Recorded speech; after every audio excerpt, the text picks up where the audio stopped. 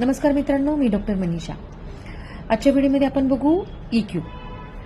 तर स्वतःमधील आणि समोरच्या व्यक्तीमधील भावनांना ओळखून जागरूकतेने त्या भावनांना प्रतिसाद देण्याची कला म्हणजेच EI म्हणजे इमोशनल इंटेलिजन्स. प्रत्येकामध्ये EQ असतोच, पण तो मोजता येत नाही. IQ आणि EQ असा तसा त्याचा थेट संबंध नाही. म्हणजे आकलनशक्ती किंवा IQ ज्याचा जास्त आहे त्याचा EQ जास्त असेलच असं काही नाही. जसं EQ आणि IQ आकलनशक्ती आणि IQ हे जन्मजातच असते, ठरलेला असतो. त्या पद्धतीने EQ तसा जन्मजातच ठरलेला असा नसतो.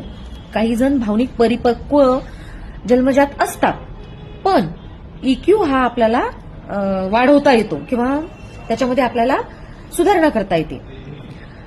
आणि जसं जसं आपण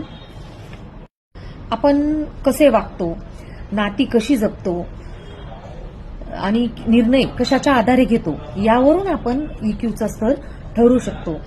आणि अभ्यासाने, सरावाने हळूहळू आपण EQ वाढवू शकतो, म्हणजेच भावनिक परिपक्वता वाढवू शकतो. जसे की IQ आपण वाढवू शकत